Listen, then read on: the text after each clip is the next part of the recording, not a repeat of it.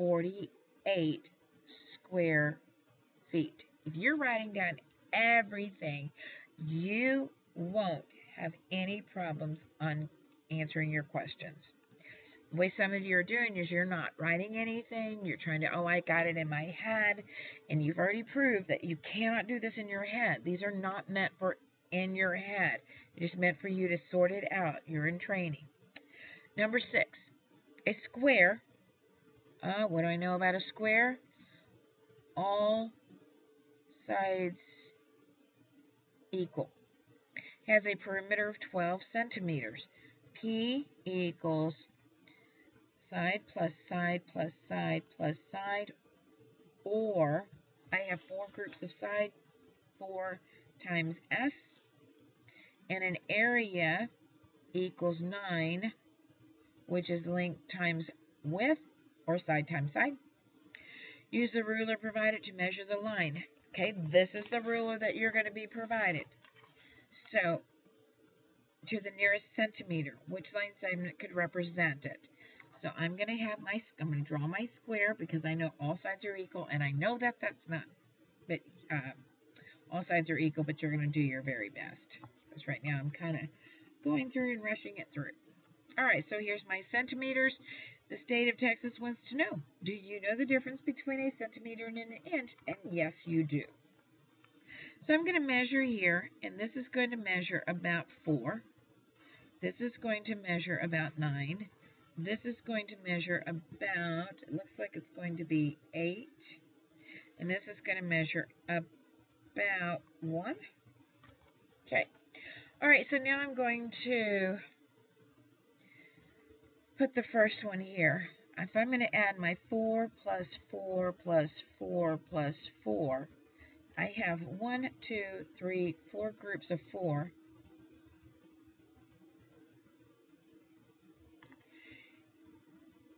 And, you know, that doesn't look like a 4, does it? Oh, I messed up on that one. Okay, because make sure that you get it. This is actually a 3, not a 4. And probably some of y'all caught it. So if you caught that, way to go. Because it's like the other ones couldn't fit, so I knew I messed up. Okay, because I have to equal, my P is equal to 12 centimeters. And my area is equal to 9 square centimeters. So this is 3.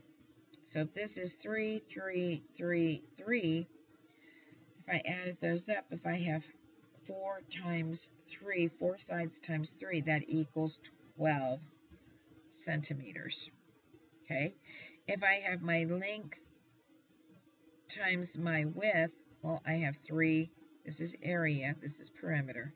3 times 3 equals 9 square centimeters. And if I follow the same pattern, this would be 4 times 9. That's 72. Too big. Okay, because my perimeter will equal, I have 4 sides times 9 for each side. So this would have been 9, 9, 9, 9. You can add them up, 18 plus 18, or 4 times 9, that's equal to 36. And my area would be 9 times 9 equals 81. So that's way too big.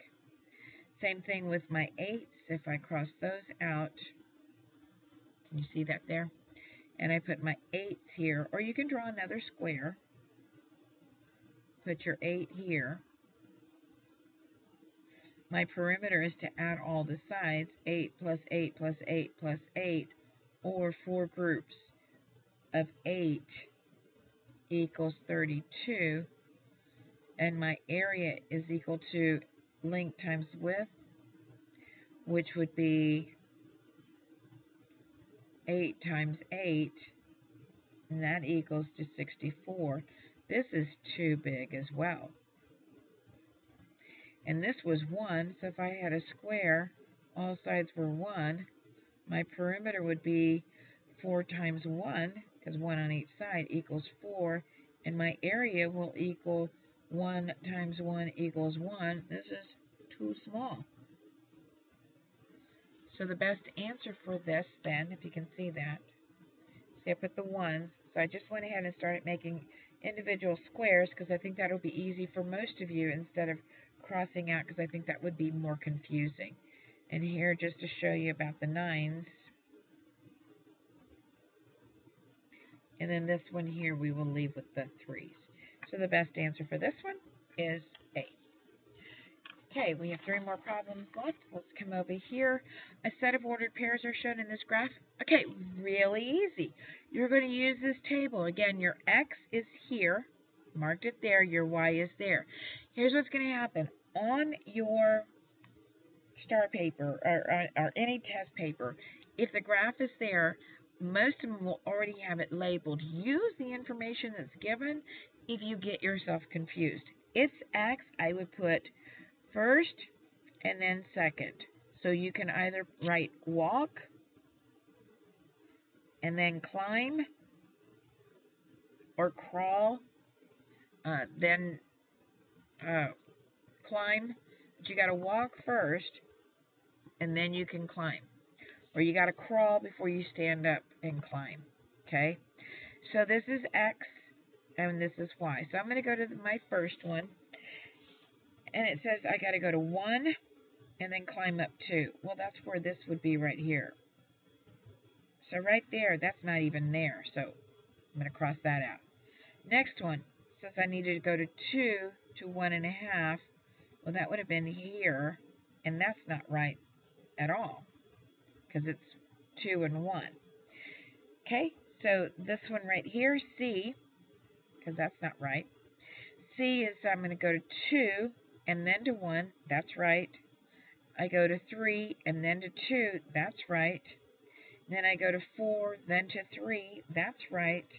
Then I'm moving to the right 5 units, and I'm going to climb 4 units. That's correct. Then I'm moving to the right 6 units and up the point of origin, or from 0, from the x-axis, up 5 units, and that's right. So, yes, this looks like it's going to be a good one. I'm going to check my next one. It says I'm moving 2 units to the right and 1 up. Well, that's right. It says I'm going 3 in unit 2. That's correct. Then it said I'm 4 here, and I'm going 4 up. Well, that's not right. So that's wrong right here. So that can't be it. So my answer is C. All right, let's go to the next one.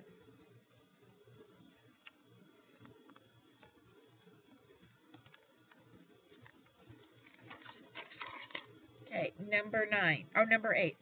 The order pairs below represent the location of 3 places. And you're going to see this again on STAAR in any test that you take in the future. So now, this is the 4th location. The swimming pool is located at 1, 4. I'm going to put my X here and my Y there. Putting X here and my Y. Based on this information, which statement is true? So we're looking at location on a map. Look at my compass rose. It's there for me. So I'm going to the playground, and it says that I need to go to the right first. So I'm going to go to 1 unit from my point of origin here, and I'm going to climb to 3, and it's going to be right here. And I'm going to put play for playground. Here I'm going 5 units to the right from the point of origin and 4 units up. And that's going to be softball. That's the softball field. Okay? The tennis courts, it's 4 units to the right of the point of origin, and I'm going 2 units up. And this is tennis. And it says the swimming pool is 1 unit from the point of origin, and I'm moving 4 up. I'm going to write pool. All right? And that's where I'm at right now. Now it's saying that I need to... It says the swimming pool is located 1 unit east and 0 units north of the playground. So I'm going to the playground, and it says that I'm going to go to 1 unit east. East, I need to move to the right. So 1 unit east and 0 units north. So I'm going to stay right here. Well, that's not where my swimming pool is at. So I'm going to cross that out. The next one, it says the swimming pool is located 4 units east and 1 unit north of the softball fields. Okay, so I'm going to go to my softball field, and I'm looking for my swimming pool. So it says 4 units east. So at 4 units east, it would be going this way. So that's not true. Next, I'm going to go to the next one, and it says that the swimming pool is located 3 units west and 2 units north of the tennis courts. Well, let me go to my tennis courts. Since I'm going to go 3 units west. West is this way. So I'm going to go 1, 2, 3 units. And we're looking for the 2 units and 2 units north. So I'm going here. I'm on my 2. This is 1 unit, which is the playground, and 2 units, which is the pool. So that's true. The pool and the tennis courts. This is the correct answer. Now let's just double check. It says the swimming pool. Can you see that? The swimming pool is located 1 unit east and 1 unit north of the playground. Well, let me go to the playground. And it says 1 unit east, so I need to go to my right. 1 unit east and 1 unit north, which is up. And that's not right, because then it's saying that the pool would be right here and the pool is over here. So that's not correct. So the correct answer is C. So do you see you have to place your target points here on your grid, and then it's like reading a map. And so you're having to see how many units of each one. So when it says whatever is located from whatever location, you got to go to that location and follow your compass rose, and then move in those directions, whether it be right, left, up, or down. Okay, number 9. How many 1 centimeter cubes does Tegan need to fill the rectangular prism? Okay, so we're looking at quantity. So remember, to fill, we're looking at volume, just in science as well. So V equals length times width times height. So V equals 6 times 2 times 1. This is what I want to see. I can't see it, but this is what you need to do so that your eyeballs are trying to get that done. 6 times 2 is 12 times 1 equals 12. And so look at that. Easy peasy, lemon squeezy, right? So your answer is 12 cubic centimeters. All right. Now the last one, coming into the home stretch. Again, this is very similar to the last one that you just did on the set 1. The first layer of Sam's prism contains 18 1 centimeter cubes. His prism is 4 layers high. All right, so we are already talking about, I'm going to create a rectangular a prism, and we're looking for the volume.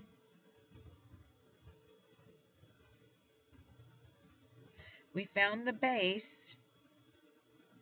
so base equals 18 centimeters, because we have 1 centimeter cubes. His first prism is 4 layers high, so he's going to do 4 layers. So this is layer 1. In the next layer, he's going to have layer 2. His next layer, he's going to have, it'll be 18 for layer 3, and then last one, 18 cubes for layer 4. So I'm needing to find it, so I have my volume equals, I know that there's 18 for my base, times my height. My height is going to be 4. I'll do it this way. I'm sorry about that. I'm just kind of going through quickly, and all. So my base times my height, because my base is my length times my width, and it was given to me.